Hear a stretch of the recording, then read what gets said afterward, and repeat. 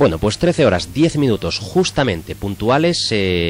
Ahora vamos a entrevistar a Fran Rico y también a Almudena García. Fran Rico, del Servicio de Información y Detección Precoz del SIDA de la Cruz Roja, y Almudena García de Objetivo Vida. Vamos a hablar sobre eso. Ayer se celebraba el Día Internacional del SIDA. 13 horas 10 minutos indicativo. Campus Vita Est, una ventana al conocimiento, a la experiencia.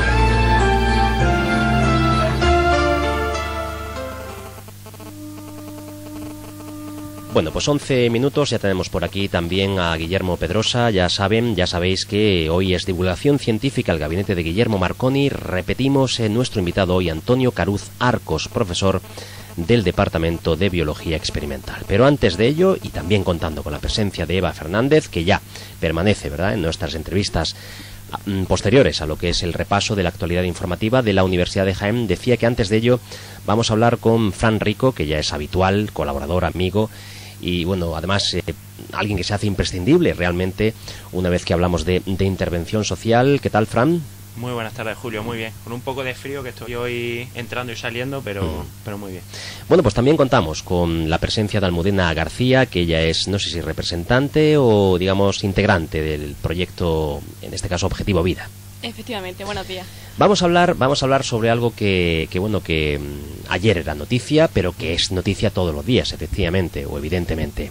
El SIDA. En concreto, Fran Rico, pues está aquí en calidad de representante del Servicio de Información y Detección Precoz del SIDA. Yo no recuerdo, Fran y Almudena García, cuándo fue la última vez que realmente saltó a la palestra informativa una noticia alarmante al respecto o relacionada con el SIDA, pero el caso es que es como si fuera un tema que se ha ido diluyendo con el paso del tiempo. No sé si esto atiende u obedece realmente al hecho de que por fin se está combatiendo de forma efectiva la enfermedad, o seguimos igual y es que ya no es noticiable. Por desgracia, lo segundo. Es verdad que los datos que se nos ofrecen en relación al VIH o al contagio de VIH en los últimos años, es verdad que hay una tendencia a la disminución, pero es verdad que tampoco se sabe muy claro, porque hay un año que sube, otro año que baja. Hay categorías, por ejemplo, entre hombres que tienen sexo con hombres, hay años que suben, otros años que bajan. Vemos que el tema de campaña de sensibilización y todo esto nos centramos, y aquí un poco todas las organizaciones que trabajamos en esto tenemos que plantear si solo la idoneidad de solo hacer campaña ahora, por ejemplo, como estamos Objetivo Vida estuvo la semana pasada, y Arcoiris, hoy estamos Cruz Roja y Arcoiris dando información, sensibilización, pero como alrededor del Día Mundial, parece que en mayo no hay contagio de VIH, no hay problema. No sé, creo que... Efectivamente, además, muy lejos de la disminución de los casos, sí que la Junta de Andalucía nos pasó, tanto a Cruz Roja como a Objetivo Vida, un informe detallado de la epidemiología o la evolución de los datos, y sorprendentemente, yo no sé si Fran te ha dado tiempo, seguramente sí, a verlo, hemos visto un aumento este año de casos de contagios de VIH. Por ejemplo, de 176, 153, 129, por ahí andaban otros años. Este año en Andalucía se han dado 200. Es decir, aumentamos el número de contagios de VIH y no nos desanima, ni muchísimo menos, pero sí que es verdad que nos motiva para seguir trabajando durante todo el año, a ser posible la prevención de VIH. Ese trabajo que realizáis, y estamos hablando de prevención, también tiene algo que ver, digamos, una vez que se detecta, tiene que ver con el seguimiento ya de la persona que, bueno, pues desgraciadamente está contagiada, o solamente os quedáis en el apartado, bueno, solamente, digo, bastante tenéis, pero os limitáis a la cuestión de la prevención y de la detección, o también hay un seguimiento de aquellos casos que ya se dan como constatados. Es que la problemática del VIH o de los contagios por VIH es que no se detecta precozmente. Entonces, si todas las personas supiésemos cuándo tenemos una práctica de riesgo, cuándo hemos podido contraer un VIH, y transcurrido ese periodo de ventana de 3 meses, de entre 3 y 6 meses, nos hiciésemos una prueba, la detección precoz habla que por una detección precoz estamos disminuyendo hasta 3 contagios que se pueden prevenir si a mí me detectan el VIH a tiempo o precozmente. Entonces, lo idóneo que sería las campañas que estamos haciendo de sensibilización, de información, de trasladar a la población joven, pues cuáles son las prácticas, bueno, población joven y población en general, cuáles son las prácticas de riesgo, cómo prevenir, la información sobre todo en la mayor prevención del VIH, y luego el seguimiento de los casos ya se encarga epidemiología de infecciosos, la unidad de infecciosos de la consejería, de la delegación de salud. Y bueno, sobre todo que estas personas que ya se han infectado que tengan toda la información que necesitan para no infectar a otras personas. Ahora te voy a preguntar, Fran, acerca de, bueno, si se tiene constancia de cuáles son esos síntomas dentro de lo que es la detección precoz y hasta qué punto, ya lo has dicho tú, se puede, digamos, mermar positivamente lo que es el desarrollo o el contagio o la multiplicación de este. Pero me gustaría preguntarle a Almudena si bueno, ese nombre de Objetivo Vida también incluye el hecho de sensibilizar y concienciar a las personas, porque todos, en un momento dado, pues podríamos o podemos, digamos, ser objetivo de esta enfermedad, ¿no? Podemos, pues, enfermar. Efectivamente, nosotros somos partidarios de que primero hay que ser consciente de la enfermedad y después hay que ser previsor. Entonces, en esta conciencia previa es donde nosotros incidimos mucho, porque además durante noviembre y diciembre solemos dar charlas a institutos, sobre todo los alumnos de tercero y cuarto de la ESO, el centro penitenciario, es decir, realizamos charlas donde se conciencia a la población más joven de que esta enfermedad todavía existe, de que convive con nosotros desgraciadamente y que hay que tener una medida importante para evitar el contagio. Eva, ¿tenías alguna pregunta? Ahora le vamos también a plantear a Fran justamente lo que le decía, que nos especificase los síntomas. Una pregunta para ambos, el que quiera responder. ¿Esta falta de información puede deberse a una falta de concienciación en la sociedad? Puede ser, ¿no? A lo mejor en los años 90 hubo un pico y mucho miedo a la enfermedad, y como los datos epidemiológicos han ido disminuyendo, sí que es verdad que a lo mejor ¿no? ese cuidado que se tenía y esa prevención a lo mejor también ha ido bajando inconscientemente. Puede ser, la verdad es que no. Yo creo que aparte de una falta de, creo que me ha dicho, de concienciación, yo diría que es una infección de transmisión sexual. No se habla lo mismo que cómo evitar la transmisión de una gripe, que todo el mundo sabemos que si hay que toser así, que si te tienes que lavar las manos. Al ser una infección de transmisión sexual no se habla con la misma libertad que se puede hablar cualquier otra infección. Por lo tanto, ya contamos con ese tabú, con ese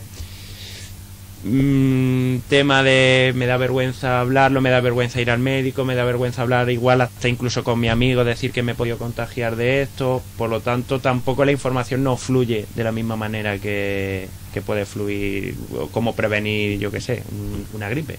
Fran, no te voy a dejar casi respiro, no le voy a pasar la pregunta a Almudena, sino que en este caso vuelvo a insistir.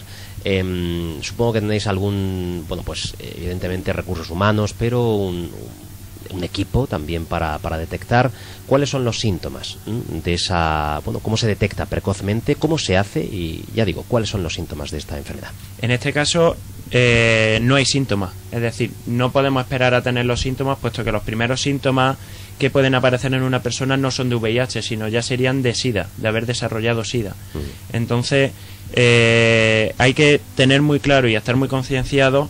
Al igual que cuando a una pareja se le rompe el preservativo y la chica va rápidamente a tomarse la pastilla diaria después, que sea consciente que ha podido contraer también un VIH, que no se nos olvide, que es que parece que en parejas heterosexuales sobre todo no, pero esto es como un fallo institucional o de muchas instituciones, es decir, desde el farmacéutico o farmacéutica que en su momento no te da esa información, como si se lo consulta al médico, que esto es como todo, habrá médicos, habrá farmacéuticos que lo digan, pero es verdad que, como decía Almudena, los que estamos interviniendo en institutos y le pregunta a los chavales la percepción del riesgo del VIH, es percepción de riesgo de embarazo, de infección de transmisión sexual ninguna. Pero en este caso, digamos que la detección precoz lo que hace es evitar la multiplicación, porque la persona que la contrae ya no hay solución, ¿no?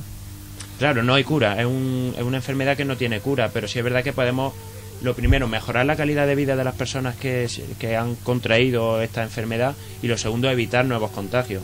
La prueba rápida que se hace en Objetivo Vida, que se hace en Cruz Roja y que se hace también en la Asociación Arcoiris, es una prueba rápida en saliva, es decir, que en 20 minutos, media hora.